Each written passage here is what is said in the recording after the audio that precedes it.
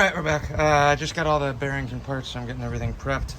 Like I said in one of the other videos, if you've seen it, the cam bearings on this are in terrible shape. A big chunk of them came out. I meant to start this before, but I got tied up working on stuff and forgot to start it early. So I got the first two bearings out. I got a cam bearing installer, puller. So I'll kind of show you guys how this works. As I keep rolling along on these next two. This one's old and definitely beat up. It does not like to maintain the retainers that you're spreading them out on. So there's a good chance that this thing will fall apart and you'll have to watch me put it back together a couple times. So, alright, so essentially there's two sets of tapered shanks on here. So as you tighten the bolt on the end, it expands the inside and the outside. The inside locks into the outside, which matches up to the outside bearing race. Then you got a big piece of metal on the inside of it, or a big piece of rubber that holds onto the actual bearing itself. I'll explain that or show you guys that after I get this next one out, but I'll let you guys watch this here.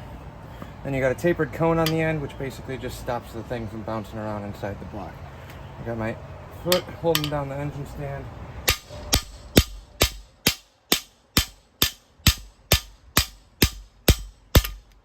And just whack the crap out of it. So now the bearing is here. It's loose. I'm going to try and get this out and see if I can snake this down to the last one first without losing all the parts. Here's the cam bearing. A lot of the times these things actually hold up and are in pretty good shape.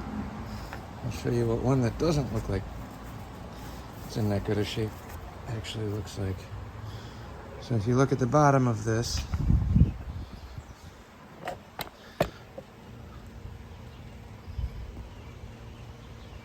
super galled, super scored, chunks missing.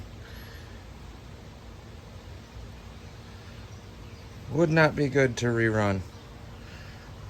The other ones aren't much better. A lot of galling and scoring. Here's the one with that chunk of bearing that came off and separated. So like I said, I'm kind of glad I found all the issues on this motor. Now, yeah, it costs a little bit more money that I didn't want to spend, but this thing would have been in really bad shape if I threw it back in and tried making any power with it. So, continue on to the next one.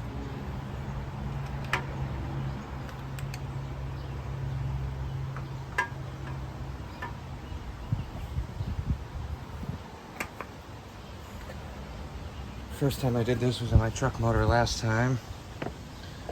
Even though everybody I talked to said I shouldn't have to worry about it, and in theory, you know, most of the time they might have been right, but mine were more beat up than I wanted them to. A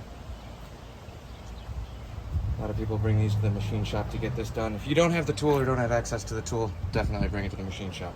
I was fortunate enough to borrow one last time and just borrowed the same one again.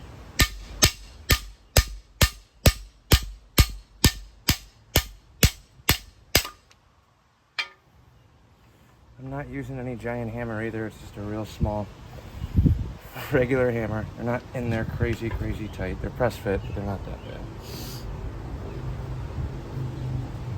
Didn't have to break out the mini sledge or anything for this.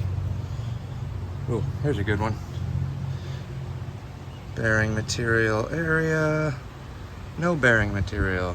And the bottom side of this is in terrible shape. Alright, since this didn't fall apart, we're going to keep going. I'm going to try and get that last one out before the tool falls apart, which it usually does every couple of these.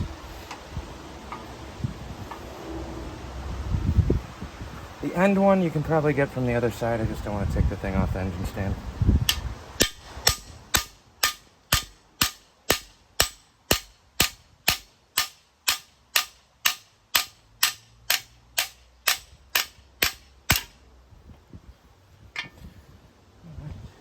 Bottomed it out over here, loosen it up. I'll slide the bearing off first.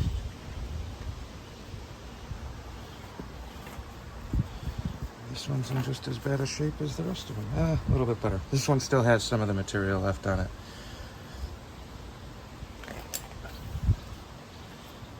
All right, cams are out. And I'll show you guys what this tool looks like here in a second. All right. So here is the tool. You have one giant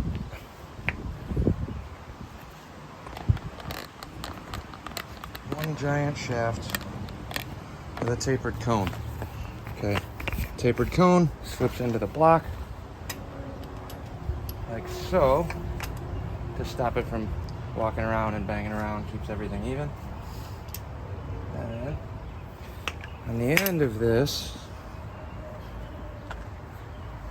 you have hex head. These are all gonna fall. You got a hex head that threads into the end of the bar. Okay. Here's what you're working with.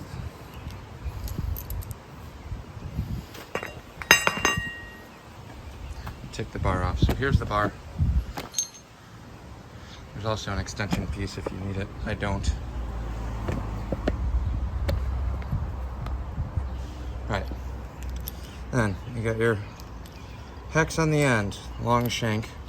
And this is the part that on this is broken. There should be a little rubber band on here. I don't have that anymore. These 4 keyways expand. Kind of like some of the machinist tools.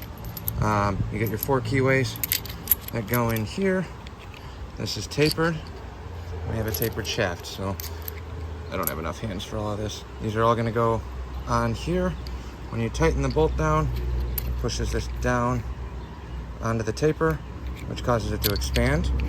And since these are actually tucked into this one, as this expands, it also expands this outside one to grab around the bearing. And then the part that you're actually hitting in is the inside shoulder. And this is what catches your cam bearing and kind of locks it in place for install. So I'll go over that again real quick, just if you haven't seen one. A lot of people, for whatever reason, cam bearings freak people out. There's definitely some orientation issues you need to make sure are lined up. You can mess it up if you're not paying attention to what you're doing. Check your passages and make sure your oil holes are lined up. But as long as you're cautious and careful and take your time and double, triple check things, you should be all right. I'm gonna keep cleaning on this block now. I got the rest of the cylinders honed out, and it just needs a quick deep clean.